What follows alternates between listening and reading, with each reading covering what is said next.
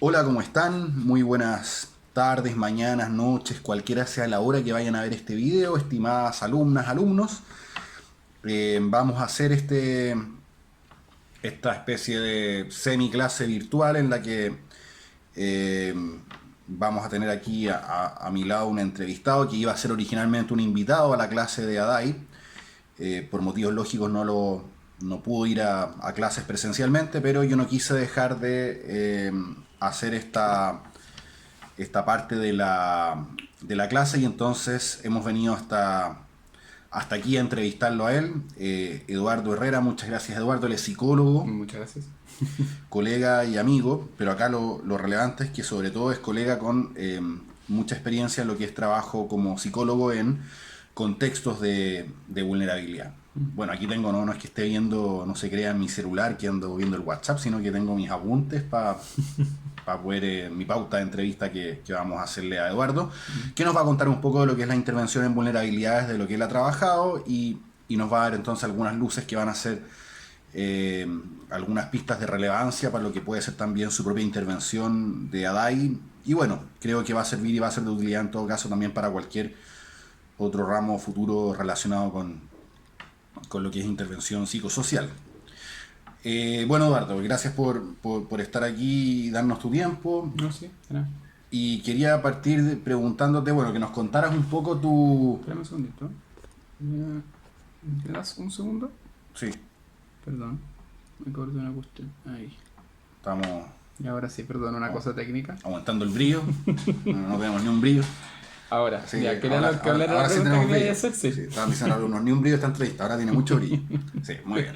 ¿Qué era Bueno, lo que me entonces, había preguntado? la Bueno, pregunta es, ¿qué aspectos, bueno, perdón, partir que nos cuentes primero de brevemente de tu experiencia laboral ya, en bueno, contextos de como... vulnerabilidad? Ah, ya, dale, perfecto. Sí. Mira, como les decía Fernando, bueno, soy psicólogo clínico, yo estudié en la Católica y recién egresado trabajé en lo que es atención primaria. O sea, en el fondo cuando recién egresé me busqué trabajo y entré a trabajar en un consultorio en Colina. Ujú. Estuve trabajando un tiempo ahí, después me fui a trabajar a Conchalí, también en este caso en un centro comunitario de salud familiar. Tuve como un año, un poco menos de un año en Colina, haciendo un reemplazo, la típica con la que uno parte cuando recién está egresado. Claro. Después me fui a Conchalí, estuve un año y medio en un centro comunitario de salud familiar. Em, de ahí me salí un tiempo de eso porque quedé un poco cansado y me metí a laborar, lo que no me gustó, y volví a la clínica más comunitaria, por así decirlo. Después volví a Colina, de hecho, he estado en Los Pejos, trabajé un tiempo en Huechurá, donde está o sea, perdón, en Barnechea, donde está la población de Barnechea, que es complicado. Ujú. Puente Alto, y eso, más o menos. En Puente Alto trabajé en un hospital, en la Florida también trabajé en un hospital. Entonces he estado como los últimos 9 años de experiencia laboral. Yo te diría que, o sea, 9, 10 años que llevo de experiencia laboral deben ser como 7, 8 los que trabajé en contexto de vulnerabilidad social. Y aparte, antes de empezar a trabajar, mi primera experiencia laboral fue en un contexto un poco más comunitario en la población lavandera, que en el fondo yo Sí. hacía atenciones gratuitas a chicos que estaban en un proyecto comunitario y en la población, en una parroquia que había ahí. Una parroquia, En la parroquia Jesús Señor de la Vida. o sea, es un trabajo como tu trabajo mayormente como clínico en vulnerabilidad y ¿Sí? mayormente, digamos, no todos, pero mayormente en lo que es la red pública en diferentes... Sí, pues, o sea, en el fondo la red pública, primero en atención primaria y después en lo que es nivel secundario terciario. O sea, en el fondo trabajé en un hospital de día, trabajé en un que se llama CRS, que es un centro de referencia en salud, que en el fondo es como Sí, un hospital, pero en el fondo sí una hospitalización diurna, como que la sí, gente no se queda alojada. claro.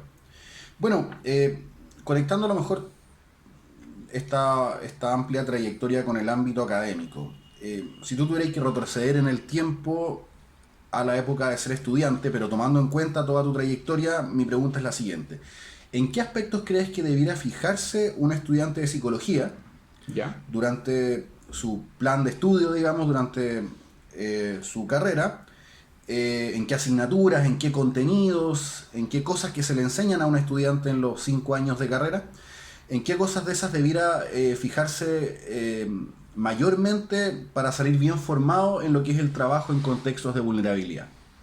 ¿Qué cosas ahora tú mirarías en retrospectiva y tomarías más en cuenta o qué bueno que las tomé en cuenta porque me sirvieron de mucho en lo que es la formación académica?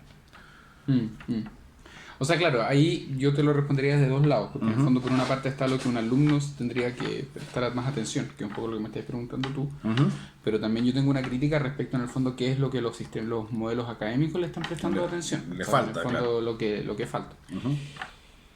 En mi experiencia por lo menos, lo que ha sido por lo menos la experiencia de colegas que han trabajado en el servicio público y por lo menos la experiencia que tuvimos nosotros, en el fondo nosotros fuimos compañeros de universidad, no sé si tus alumnos saben, pero en el fondo nosotros estuvimos en la Católica. Sí. No saben, pero ahora lo saben. Ahora lo saben. En la Católica por lo menos, si bien había un currículum que teóricamente sí sirve para trabajar en servicio público, que básicamente es un currículum orientado no desde una cosa teórica específica, sino que en el fondo un currículum que está orientado desde la cosa más biopsicosocial, que creo que es fundamental para trabajar como psicólogo y en particular para trabajar como psicólogo en salud pública. Y en aspecto más comunitario, por más cosas que voy a tratar de reflexionar ahora, sí creo que falta mucho, no sé si en la universidad en que estás haciendo clases tú sí se presta atención a esto, pero sí creo que falta mucho que dentro de los currículums académicos se enseñen cosas que tengan que ver con el trabajo en red. En red. Cuando tú trabajas, por lo menos en salud pública, el trabajo es en red y la mayoría de los trabajos de tus alumnos que quieran dedicarse a la clínica, al principio lo más probable es que sean en centros que de una u otra manera deben trabajar en red. Por ejemplo, los PEC, que si no me equivoco se llaman, todo lo que son los programas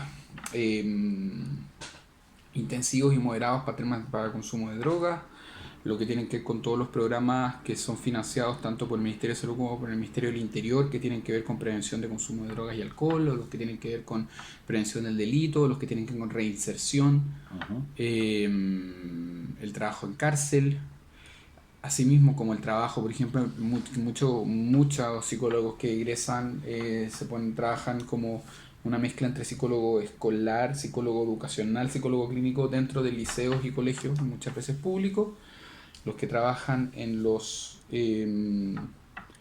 programas de intervención especializada y los que trabajan también en el fondo, tanto los que tienen que ver con la parte especializada en términos educativos como la parte de reinserción y la parte social.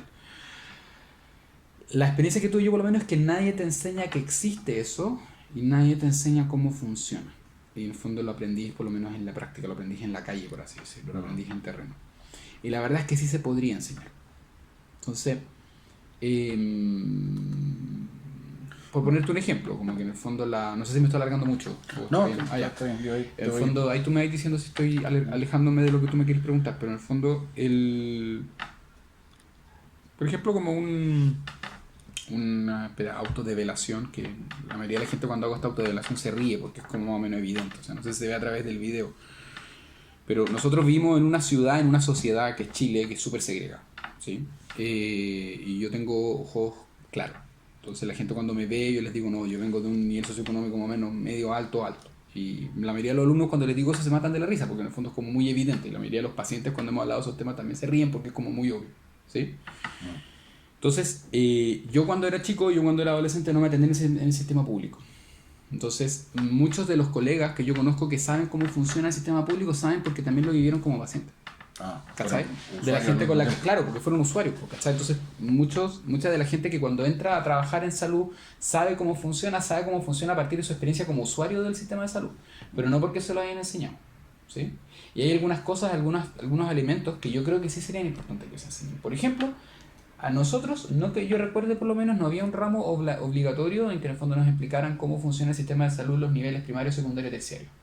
Que había un nivel primario de salud, que en el fondo toda la gente llega directamente al consultorio y que desde el consultorio se va a evaluar, incluido su patología o su problema de salud mental, y según el nivel el tipo de problema que tenga, se va a ver si es que la prestación que esa persona necesita según el nivel de gravedad es para ser atendido en su consultorio, en su lugar de vivienda o de trabajo, o si va a tener que ser derivado a un nivel secundario que podría ser un COSAM o podría ser eventualmente un programa específico en un hospital. Sí. ¿Sí? Y es súper complejo que nadie te enseñe eso, porque efectivamente además, como la salud pública está bastante desfinanciada, como que muchas veces también cuando tú llegáis para allá tampoco es que te enseñen mucho, eso todo termina dependiendo de la práctica. Entonces puede pasarnos como psicólogos que terminemos tratando de arreglar cosas que ni siquiera nos corresponde a nosotros arreglar. O sea, claro. ¿Se entiende, no? Sí, sí. Entonces, perdón, pero bajándolo, si es que si le tuviera que decir a los chicos, como a tus alumnos, en el fondo, ¿en qué cosas se tendrían que fijar? Una de las cosas fundamentales, creo, tendría que ver con aprender todo lo que puedan respecto de cómo funciona el sistema de salud en red, de qué es la nivel secundario, primario, secundario y terciario de atención. Si se pueden en algún minuto leer el proyecto que no es de ley, pero en el fondo el programa de salud mental, que está la versión nueva de la 2020, que en el fondo está en internet, en el caso de que fueran a trabajar en el servicio público, y que alguien les enseñara lo que es un OPD, ¿me cachai? ¿No? Lo que es un PIE, lo que es un PRM. Todas esas siglas. Todas esas siglas que nadie te las enseña, y resulta que cuando tú entras al mundo laboral, como que muchas veces se asume de que tú las sabes. Sí. Por una parte eso, por otra parte, voy a tratar de hacerlo más breve, porque si no me va a la más yo sé. Pero por otra parte, como te decía, todo lo que tenga que ver con los factores inespecíficos en terapia, con lo que tiene que ver además con el modelo más biopsicosocial, creo que ayuda mucho. Más allá del enfoque teórico que uno tenga. Como conocimiento académico adquirido. O sea, claro. En la universidad. Claro, como en la universidad, como en el fondo lo que tiene que ver con qué es lo que determina que las personas cambien o no cambien independiente del modelo teórico desde el que tú trabajes. Probablemente todo lo que tiene que ver con determinantes sociales de la salud creo que es importante, y todo aquello que te permita dialogar con gente que no solamente es psicóloga, primero que nada, y con gente de distintas orientaciones teóricas. Que no sé si te pasará tú como profe, pero en el fondo me acuerdo cuando como alumno me pasaba. A mí particularmente como profesor no me ha pasado tanto, porque yo cuando he hecho clases han sido clases en general de algún ramo específico, de alguna teoría específica, pero en la universidad, por lo menos cuando yo estudié en la universidad, como que los humanistas pensaban de una manera, los sistémicos pensaban de otra manera, los psicoanalistas pensaban de otra manera, y no necesariamente dialogaban unos con otros, porque en el fondo de hecho literalmente tomaban optativos distintos, iban como por distintos caminos, o le prestaban más o menos atención. El que le interesaba el humanismo prestaba mucho más atención al ramo humanista y no le prestaba mucha atención al ramo quizás sistémico, ¿sabes? Y resulta que en la práctica, en el trabajo concreto, no solamente tienes que ser capaz de hablar con una persona que no piense igual que tú y que no tenga el mismo modelo teórico para pensar lo que le está pasando a un paciente que tú, sino que además tenés que ser capaz de poder, por ejemplo, presentar un caso en una reunión clínica que te vaya a entender un sistémico, un psicoanalítico y un humanista. Y que además te sea capaz de entender un médico, a veces una matrona. Sí. Entonces, como que en el fondo ahí, a veces en la universidad, por lo menos cuando nosotros estudiamos, una vez se queda mucho con esta cosa media intelectual y media como fina, que creo que te sirve para la supervisión, creo que sirve para crecer profesionalmente, creo que es muy importante, pero en el fondo falta más, creo yo, y yo por lo menos tuve que aprender a la fuerza, cómo ir desarrollando esa capacidad de poder hablar de los problemas de las personas en términos que lo podáis hablar no solamente con tu paciente, sino que además lo podáis hablar, por ejemplo, con un médico, lo podáis hablar con una matrona, lo podáis hablar con un asistente social. ¿Me cachai? O sea, todo aquello, tomando todo lo que hay dicho, un poco fijarse en la trayectoria, en el estudio de la carrera, fijarse sobre todo para efectos de trabajar en vulnerabilidad social. Bueno, por una parte en todos los ramos que den cuenta, si es que los hay, del trabajo en red, y por otro lado, todo aquel ramo que pueda dar herramientas para entender lenguajes teóricos o técnicos distintos al que uno pueda manejar, lenguajes técnicos en salud o lenguajes teóricos en otras áreas en otros paradigmas de psicología que no sean el propio, para poder hablar distintos lenguajes y que se pueda hacer un trabajo en equipo adecuado con las personas con las que uno está trabajando. Claro. Y ahí uno se puede hacer la pregunta, y creo que uno se la puede hacer, como decir, ya, pero esto que estamos discutiendo, por ejemplo, ¿cómo se le explica a alguien que no es psicólogo? ¿Se entiende? Sí. Como en el fondo, que al final es la bajada que uno obligatoriamente tiene que hacer a veces con los pacientes cuando se hace psicoeducación, pero que en el fondo en este caso además también te va a tocar de una manera cuando tengáis que hacer, por ejemplo, presentar un paciente en una reunión clínica, cuando tengáis que hacer uno de estos, se me olvidó cómo se llama, pero estos programas de intervención integral, en que en el fondo, o programa de tratamiento integral, los PTI, que en el fondo te piden en algunos trabajos, en que tú tenés que desglosar una serie de objetivos, y esos objetivos tienen que ser entendibles para el sistema, tiene que ser entendible para ti, tendría que ser capaz de transmitirlo al paciente, y además también lo tiene que poder leer un médico, un trabajador social, y entender de lo que estáis hablando. Claro, todos los que participan en la cadena y en el equipo que permite Claro. ese trabajo. Cuéntame, ¿cuáles son, pasando a otra pregunta, Eduardo, Claro. cuáles son las mayores dificultades que atraviesa un profesional psicólogo, particularmente trabajando en vulnerabilidad social, según lo que ha sido tu experiencia? ¿Cuáles son las mayores ya como profesional, pero cuáles son las mayores dificultades que bueno, todos conocemos las dificultades que todo profesional atraviesa trabajando en vulnerabilidad, pero un psicólogo en particular, ¿cuáles son las mayores dificultades que como psicólogo se puede encontrar trabajando en vulnerabilidad social, según lo que te ha tocado a ti? Yo creo que la primera, que tiene como dos patitas, en el fondo es sacarse la capa, por así decirlo, porque uno entra como con una especie como idea como de media de superhéroe Ujú. cuando uno trabaja, y sobre todo cuando entra a trabajar en salud pública. Y es súper fome lo que te estoy diciendo, porque en el fondo uno entra con todo el espíritu, con todo el ámbito, con todo el ánimo Las ganas. de hacer una diferencia, de mejorar las cosas y de ayudar a la persona que tenías al frente. Sí. Y por eso insisto tanto yo en el tema de trabajar en red, porque cuando trabajáis en red, por ejemplo, tú sabes de que hay algunos momentos en los cuales al final el tema de tu paciente no lo vayas a resolver tú. Cuando tú trabajas en red, tú tienes que asumir de que tú vas a derivar pacientes y de que no todos los pacientes se van a sanar contigo. Entonces esa es una limitación, creo, que suena como sencilla, pero no es tan sencilla. Ahí te sacas la capa cuando sabes Hay que que no, sacarse no la capa de puedes superhéroe, ¿cachai? Como en el fondo tratar, y que cuesta, porque en el fondo, porque los psicólogos en general estudiamos la carrera porque la encontramos una linda carrera, porque en el fondo creemos que podemos generar un impacto, y creo que ese impacto es real, creo que es importante. Sacarse la capa no significa de que uno deje de querer aportar. Tampoco significa que en el fondo uno deje de jugársela por los pacientes. No tiene que ver con eso, pero en el fondo tiene que ver como con saber manejar como cuáles son los propios límites. A mí me tocó más o menos temprano cuando me tocaron los primeros casos en atención primaria de personas que querían matarse, en que estaban con ideación suicida activa en ese momento, en que en el fondo tú cuando, y una cuestión que yo un tiempo el año pasado estuve haciendo supervisiones clínicas en un centro clínico, entonces yo les explicaba a los supervisados que en el fondo cuando tú te enfrentas a una situación así, tú dejas de ser terapeuta y de alguna manera te conviertes como en una especie de nodo que permite conectar con otra institución. Porque ya tu rol no tiene que ver con que esa persona se sienta mejor o peor, tiene que ver con en el fondo con mover toda la red para que esa persona reciba una atención que permita que esté bien, básicamente que en el fondo que no se mate. ¿Sí? Entonces implica contactar al familiar, implica fondo hacer este como quiebre de confidencialidad, implica en el fondo saber a qué unidad lo vaya a derivar, si lo tenéis que derivar al hospital Horowitz, si lo tenéis que derivar a una clínica psiquiátrica privada, dependiendo del tipo de previsión que tenga, si es que en el fondo lo vaya a hacer directamente tú, lo va a hacer el paciente con su familiar. Hay una serie de cosas que uno tiene que hacer. Entonces, sí, como que no sé si se entiende, pero en el fondo ahí ya no eres tú el que está ayudando a esa persona. O sea, sí lo estás ayudando, pero lo estás ayudando a obtener la ayuda que más necesita. Te convertís en un vector, en el fondo en un punto de paso. Dejas de ser tú el foco. Y eso a los psicólogos yo creo que a veces nos cuesta. Porque nos gusta poder que la persona salga de mi box bien. Sí. Y a veces en el fondo no va a ser el caso. O sea, un poco una de las dificultades por lo que tú me dices que es como hacer el duelo en parte de resignificar lo que tú creías que iba a ser tu rol de psicólogo cuando estás ahí en el... Sí, sí.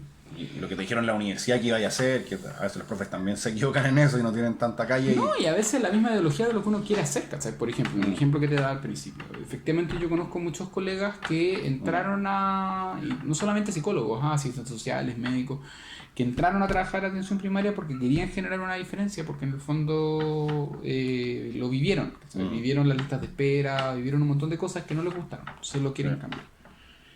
¿Y por qué creo que es crucial esto? Porque en el fondo es como un tema, es como la idea acá base es moderar la expectativa. No es en el fondo perder esa expectativa de que uno va a generar un cambio, una diferencia. Yo creo que efectivamente uno genera una diferencia. En general en la atención primaria la experiencia que he tenido yo es que me encuentro con harta gente que tiene pocos años de experiencia trabajando ahí, pero una de las cosas que aportan a las personas efectivamente es parte de ese de ese furor sanandi, quiero decir, es como esas ganas de curar al otro, en el sentido de que en el fondo la gente se siente muy acompañada por un psicólogo o una psicóloga que en verdad está muy preocupado de que estés bien, ¿sí? Sí. Pero tiene una segunda patita que puede ser súper peligrosa y es que en el fondo puede llegar a un nivel de burnout súper rápido si es que uno no se cuida. que tiene que ver con el segundo aspecto que creo que es importante, o sea, que creo que es crítico para los psicólogos en general en la atención primaria, que yo lo vi en general que era crítico para todos, y que fue la razón por la cual yo en algún minuto me fui y después volví, pero Sí. que tiene que ver con, en el fondo, con los límites que existen para el ejercicio de nuestra profesión, por lo menos en lo que la experiencia que tuve yo principal, que era la atención primaria. Ujú. Por la cantidad de pacientes que te pasan. O sea, en el fondo tú puedes tener un bajo control que se llama, que en el fondo es la cantidad de pacientes que tú estás viendo, que pueden ser 150 o 150 pacientes. Entonces, son pacientes que tú estás viendo una vez al mes. En algunos lugares tienes una hora para atender, pero la mayoría de los lugares tienes 30 minutos. Algunos pacientes los puedes ver 45 minutos. Tienes 30 minutos porque bajo el sistema de salud, en el fondo hay un formato que se llama una prestación, por así decirlo, que se llama consulta de salud mental. Sí. Entonces, que dura media hora y que en ese rato tú tienes que ser capaz de atender a tu paciente y además hacer un registro clínico en una ficha. Entonces, al final son como 20-25 minutos que veías al paciente.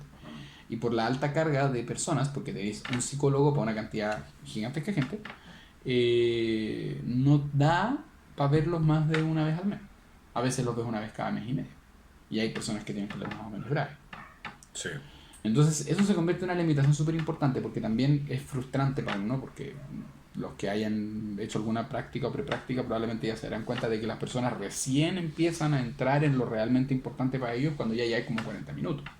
Entonces, la mayoría, la gente, no todos, ¿sabes? Pero en el fondo, el paciente que se atiende en salud pública, por lo menos en la atención primaria, no llega a ese nivel, porque en el fondo a los 25 minutos ya estáis cerrando. Toca ser mucho más directivo, toca quizás no hacer muchas cosas que uno pensaba que podría haber hecho.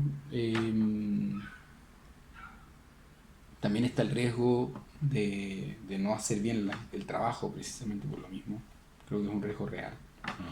Porque además a partir de eso tampoco hay mucho monitoreo de lo que uno hace o lo que no hace. Sí. Entonces, uno tiene que ser muy autónomo, que aparentemente es entretenido ser autónomo, pero tiene su costo también porque hay una responsabilidad muy grande, ¿no? sí, pues. Te sientes más responsable que otro profesional de la salud que hace un trabajo más protocolar, más rígido. Uno dice, ya, soy más libre, pero al ser más libre también soy más responsable de lo que decido hacer. Sí. Eso puede llegar a ser más estresante también. Y puede ser súper estresante. Pues, o sea, por ejemplo, el tiempo que yo trabajé en un SECOF, que es un centro comunitario de salud familiar, que en el fondo básicamente es como una especie de mini posta que están en lugares específicos más conflictivos o más difíciles. Habían personas con problemas súper reales. Entonces yo iba como tomando algunas necesidades, como por ejemplo, no sé, pues coordinar con la asistente social para hacer un informe social, que pueden ser 2 planos. Pero resulta que ya te anotaste en un papelito y lo pegaste yo tenía estos bulletins, estas cosas como donde uno va pegando papelito y cosas, Sí. anotaste ahí, ya, no olvidar en el fondo que tengo que hacer el informe a la señora Juana, ya, perfecto. Después llega tu otro paciente y necesita otra cosa. Entonces se van juntando cuestiones, y en un día tuve 16 pacientes, entonces se pueden juntar 4 o 5 cosas por hacer en un solo día, y tú con la mejor de las intenciones le decías a la gente, no, si lo voy a hacer. Y al final en la práctica no alcanzáis a hacerlo. No alcanzáis a hacer ni una cosa. Entonces, sí, nadie te pega, que te auto... Porque no hay espacios para hacer, y eso es lo otro, como que hay pocos espacios para hacer el back office, como se dice, como en la cosa más laboral, como en el fondo el trabajo más administrativo. Sí. Y el tercer punto, que se enlaza con los otros dos, creo yo, es el autocuidado. Porque al final, si no te cuidáis, te quemáis y te vais rápidamente. Que es algo que es transversal en todo caso en la salud pública, de lo que he visto yo por lo menos. O le ocurre a los asistentes sociales, le ocurre a los médicos, le ocurre a las enfermeras, le ocurre a todo el mundo. La diferencia, por ejemplo, es que un trabajador social, porque se dice trabajador social, no asistente social.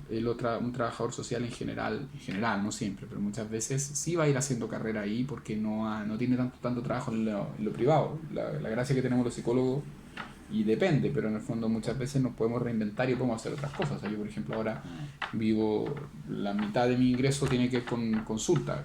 Me ha costado llegar a eso, pero en este minuto estoy en eso. Y en el fondo, un trabajador social no trabaja con consulta privada. Claro, tiene que estar siempre en una institución. Claro, pero por ejemplo las enfermeras y las matronas, tú veis que el desarrollo de carrera que tienen en atención primaria muchas veces termina siendo que terminan como directoras o subdirectoras, un cargo más administrativo dentro de los hospitales. Porque de verdad que la parte clínica, si no te cuidáis muy bien, es una receta para el burnout, por lo menos en el tiempo que yo trabajé. Sí. Y muy ligado entonces, creo que está muy ligado a lo último que dijiste, esta siguiente pregunta.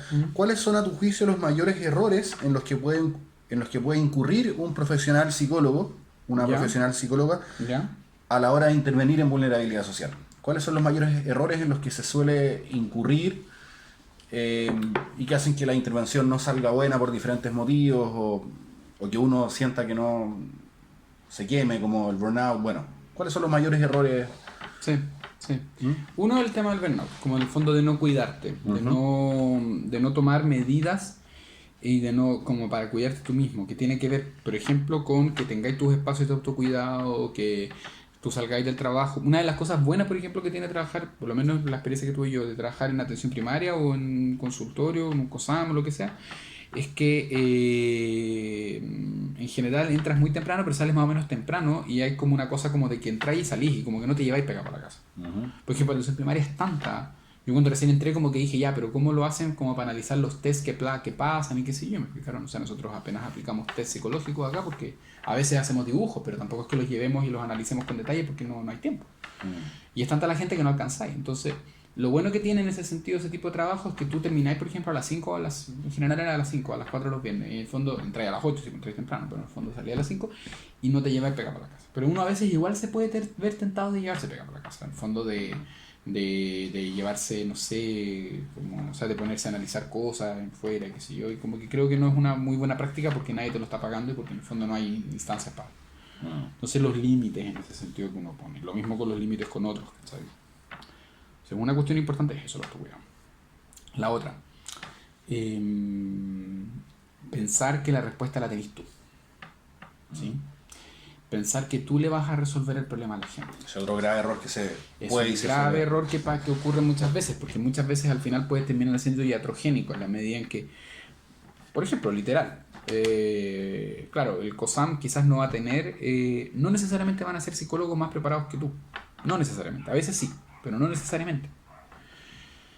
Pero sí es una institución que va a tener, en la mayoría de los casos, depende mucho de la comuna y todo lo demás, pero que sí va a tener programas específicos para ciertos temas y que va a tener en el fondo cupos limitados para atención de pacientes. Cosa que tú como psicólogo, por ejemplo, en un nivel de atención primaria, te he hablado harto de atención primaria porque es lo que más experiencia tengo, no vas a tener. O por ejemplo, que me pasó en algunas oportunidades, en el fondo, en general, los colegios que mejor funcionaban los psicólogos eran los colegios en los cuales el psicólogo también sabía derivar.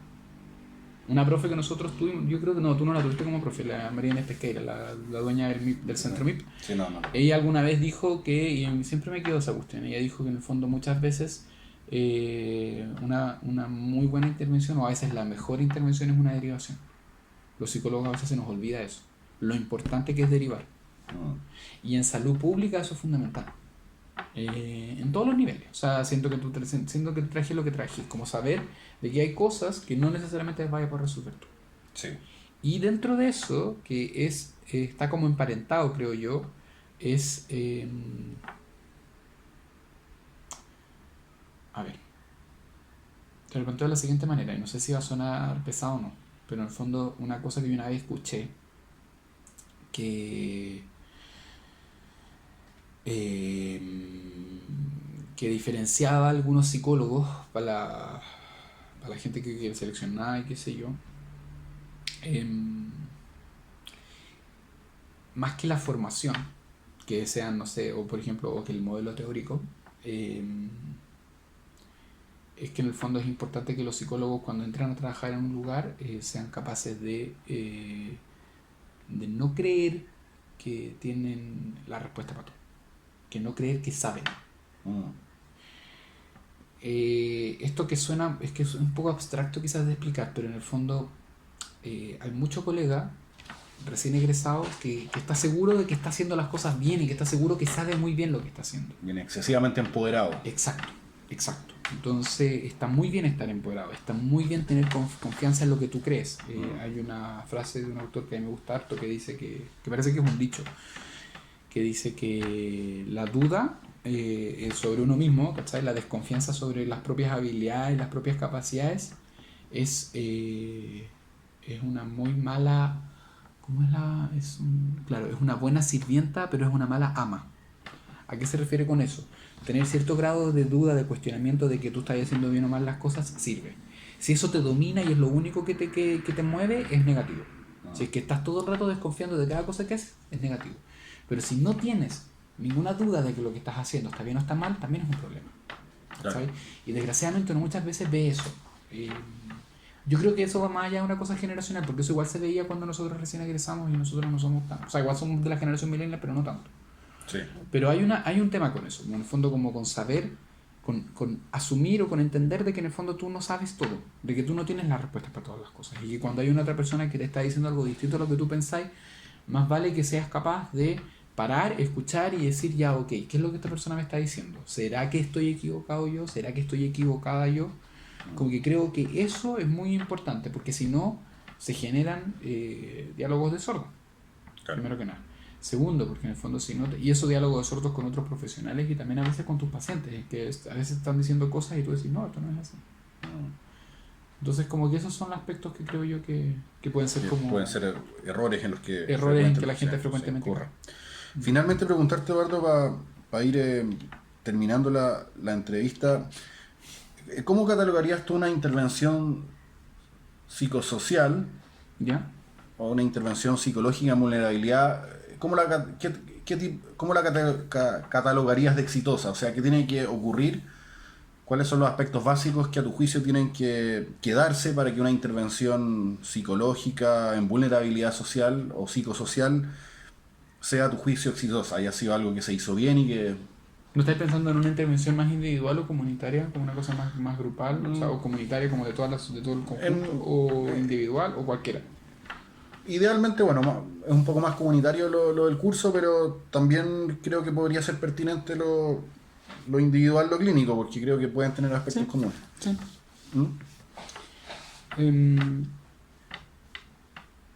Y esto que te voy a decir, probablemente uno no siempre lo hace, pero yo creo que probablemente tanto en lo comunitario como en lo individual hay una cosa que es importante como para poder plantear que una reintervención fue exitosa, y que tiene que ver con el fondo, con el principio, con que cuando se inició la intervención, sea cual sea, en el fondo se hayan llegado como a ciertos consensos, por así decirlo, que es lo que queremos lograr, y que después haya consenso de que se hicieron avances hacia ese logro. En terapia individual tiene que ver con el fondo con construir un buen objetivo terapéutico que sea concreto, que sea alcanzable, que sea realista, y en el fondo después cuando la terapia se cierra, como decir, ¿sabes qué? Alcanzamos esto, o nos acercamos bastante a esto, o respecto a como yo estaba antes, ahora estoy bastante mejor. Que la persona sea capaz de decirte eso. Porque a veces como psicólogos caemos en una cuestión de que nosotros estamos remando para un lado y el paciente quiere otra cosa. Que esa es una cuestión que se me olvidó decir, pero en el fondo igual es importante, sobre todo si trabajas en psicoterapia. Súper importante que en el fondo porque uno como psicólogo va a tener una idea como de qué es lo que le está pasando a la persona y todo lo demás. La persona tiene otra idea. Entonces muchas veces es súper importante en la co-construcción como poder llegar a como lugares en común, o sea, la persona va a querer quizás hacer algo que tú quizás no ni siquiera podías hacer. ¿Sí? O sea, como por ejemplo la típica que pasa a veces, que llegan papás como trayéndote a los hijos adolescentes y como que cambian al niño, y es como... Claro. Y no quieren involucrarse ellos, y es como, ¿sabe? Que por lo menos de la manera que trabajo yo, que como que no voy a hacer eso, o sea, en el fondo usted también va a tener que ser partícipe de alguna manera de esto. Y si no está dispuesto como a llegar a cuáles son los consensos, los acuerdos a través de los cuales podamos hacer algo, ¿sí? Entonces después poder medir junto con la persona o junto con la comunidad con la que trabajaste si efectivamente esos objetivos se lograron. Claro. Y el junto con es la parte importante. O sea, en el fondo que en el fondo el otro también sea partícipe, porque haya sido partícipe desde un principio. ¿Sí? Lo que los psicólogos muchas veces, y que se vincula con la pregunta que me hiciste antes, que como te digo, una cuestión que no te comenté antes, que es importante, lo que los psicólogos muchas veces cometemos como error, y que en este tipo de trabajo en que muchas veces te estás súper sobreexigido, te puede pasar perfectamente, es que no tomes en cuenta el lado de la otra persona o el lado de la comunidad de qué es lo que ellos quieren. Sí. Ejemplo, atención primaria me mandaron a hacer una charla sobre déficit atencional, una charla a un colegio. Yo dije ya, por un colegio que derivan harto de déficit atencional, así que preparé un PowerPoint de déficit atencional y llegué para allá. Resulta que la sala se me llenó, pero no porque la gente estuviera interesada en aprender sobre el déficit atencional, sino porque estaban colapsados porque no le estábamos recibiendo a la gente. Entonces nunca hubo como un contacto previo de parte mía ni de parte de la institución para la que yo trabajaba, en la cual dijéramos ya, ¿qué es lo que ustedes quieren lograr con esto? Y a mí me bloquearon una hora en mi horario de trabajo como suficiente para yo poder tomar el vehículo para llegar al colegio, hacer la charla, taller y después volver. ¿Sí? Pero no hubo una cosa como previa de decir cuál es la necesidad real que tiene esta persona. Y por ende tampoco yo puedo hacer un material que estuviera preparado para eso. ¿Entiendes? El sistema público en general no está muy estructurado para poder escuchar esas necesidades, está todo demasiado estandarizado a veces como para poder hacer. Yo creo que sí. O sea, en el fondo, más que estandarizado, está muy subfinanciado. Entonces, en el fondo, tenéis muy pocas personas haciendo trabajo que llega a mucho. Y tenéis metas que finalmente estás obligado a cumplir, pero al final termináis cumpliéndolas casi por papel. Por ejemplo, como la atención primaria, en teoría debería orientarse hacia la prevención y la promoción de la salud. Sin embargo, como es la primera línea, por así decirlo, de lo que es la salud, tu trabajo es principalmente asistencial. Tú estás recibiendo gente y tratando de contener situaciones difíciles. Entonces, el tiempo que tenéis para hacer una actividad más comunitaria es muy escaso. Es muy escaso, o sea, tenéis unas pocas horas. En algunos lugares creo que hay más, en algunos lugares menos, depende como mucho de la comuna, pero en los lugares que me tocó trabajar a mí, por lo menos era escaso. Tú tampoco, tampoco tienes mucho tiempo para organizar, depende también de la comuna, insisto, en algunos lugares bloquean a los psicólogos o a los trabajadores sociales para que organicen, qué sé yo. Tampoco tienes muchas reuniones como para poder pensar en conjunto qué es lo que se quiere hacer. Entonces, al final termináis haciendo cosas que sirven para llenar el papel de que efectivamente es una actividad comunitaria, pero en el fondo no construye mucho. Insisto, hay lugares en que sí se hacen cosas, y que sí se hacen cosas muy comunitarias muy buenas. En Puente Alto, por ejemplo, hay varios consultorios que hacen trabajo como realmente comunitario, pero hay muchos lados en que no es así. Sí, sí, claro. ¿Se entiende? Sí, no, sí me hace total sentido. Bueno, estamos llegando al final, traté de que no fueran muchas preguntas para que por cada una te pudiera ahí como explayar harto, que fue como la idea y menos mal que se dio así. No sé si para cerrar quieres como alguna cosa que haya quedado, reflexión o no sé, de lo que nos has contado. Sí, porque en el fondo toqué el lado más crítico, que igual está. Sí, mis preguntas Sin embargo, también iban por ahí. Sí, no, sí, está bien, pero en el fondo siempre... quiero agregar el otro lado, que en el fondo yo trabajé tanto tiempo en ese tipo de lugares porque en el fondo también hay ¿cómo explicarlo? Bueno, y hay algunas personas a que les llega más esto, gente que no, pero en el fondo hay una satisfacción en trabajar ahí. En que generáis como...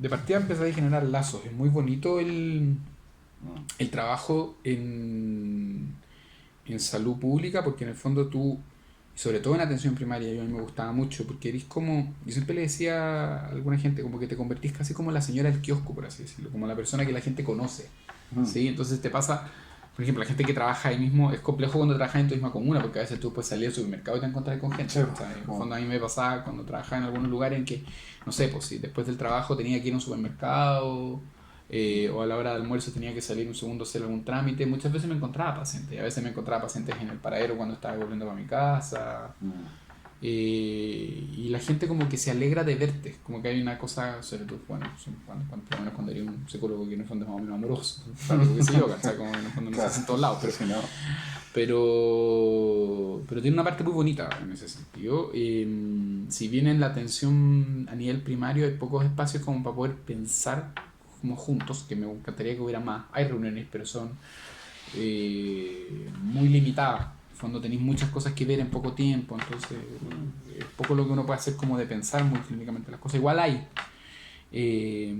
pero hay una sensación de que estáis con un montón de gente remando para un lado y que tú creíes en lo que estáis haciendo. Entonces en ese sentido es como que es muy satisfactorio, es muy gratificante trabajar en lo que es la parte... Yo como te digo, yo te hablo más de la experiencia que tuve yo, que es en el fondo trabajar en atención primaria. O sea, en el fondo lo que me han reportado compañeros o personas que han trabajado en contextos más comunitarios es similar. O sea, en el fondo hay una sensación como de estar como realmente ayudando a la gente, como acompañando al otro. Y eso es muy satisfactorio, es muy rico. Yo creo, y lo último, en el fondo, volver a una cosa que dije antes, o sea, Dificultades vamos a tener todos al momento de entrar en el mundo laboral, independiente de la carrera que hayamos estudiado, ¿me entendió? O sea, si ustedes estuvieran estudiando ingeniería comercial, o estuvieran estudiando enfermería, o estuvieran estudiando trabajo social, o estuvieran estudiando arquitectura, lo mismo, en el fondo siempre van a haber dificultades. Las dificultades particulares que yo vi, por lo menos cuando yo empecé a trabajar, tenían que ver con ese tipo de cosas. Obviamente otras personas podrían decir otras cuestiones, pero eso es lo que viví yo. Pero es muy bonito y es como una muy buena, ¿cómo explicarlo? Como en la medida en que uno se va atreviendo, por ejemplo, a saber que uno no tiene la respuesta para todo y que está bien. Que en el fondo, y que de hecho es mejor eso a que tratar de dártelas como de que te las puedes resolver todo cuando en verdad no puedes resolver todo. De poder cuestionarse uno mismo, de si es que en verdad tiene razón o está equivocado. De ser capaz de darte cuenta cuando te equivocáis. Y de ser capaz de llegar a lenguajes que permitan generar diálogo con otras personas, independiente de la corriente teórica, independiente incluso de la profesión. Que suena como obvio, pero no es tan obvio. Yo encuentro que es como muy bonito, como en el fondo cuando se logra eso y uno trabajando en este tipo de contextos de salud lo lográis. A veces con más dificultad, a veces con menos dificultad, pero lo lográis, en la medida en que podéis mantenerte ahí. Si no lo lográis, simplemente no podéis seguir trabajando en esos espacios. Es muy satisfactorio, porque llegáis a una sensación como de, no sé, como de que podéis ver a la persona. Y de que lo que tú hacís como que le puede significar algo. Y lo último, una cosa que yo una vez leí que me encantó, que lo escribió una persona, un usuario del sistema de salud, que él decía que la salud pública en verdad no es buena, pero que lo que tiene de buena es la gente que trabaja ahí, porque son personas que se la juegan por uno, que se nota que en el fondo que la están peleando para que las cosas sean bien, sean buenas, sean mejores. Y efectivamente uno ve mucho de eso. Por supuesto uno ve también de lo otro, lo hemos conversado en otras oportunidades nosotros dos, pero en el fondo también se ve mucho de eso. Principalmente eso. Súper, bueno, te quiero agradecer por tu tiempo y yo creo que es una buena conversación, una buena entrevista, ojalá la puedan escuchar y la puedan ver con la mayor atención. Yo creo que nos dijo aquí Eduardo hartas cosas que son de mucha utilidad y que hacen también harto sentido con lo que hemos estado viendo nosotros en el curso, sobre todo durante septiembre-octubre, digamos. Creo que hace harto sentido con varias cosas que vimos ahí. Y bueno, ojalá que pueda también serles de utilidad para lo que queda del curso y por cierto, lo que les queda de carrera, porque creo que esto que nos ha contado Eduardo es pertinente sobre todo para ustedes que van a pasar a la segunda mitad de carrera ya desde el próximo año. Bueno, y para cualquiera en todo caso que se interese y quiera ver este video, creo que es súper valiosa la información que Eduardo nos ha entregado. Ya pues, entonces, eso, muchas gracias por la entrevista y nos vemos. Gracias a ti.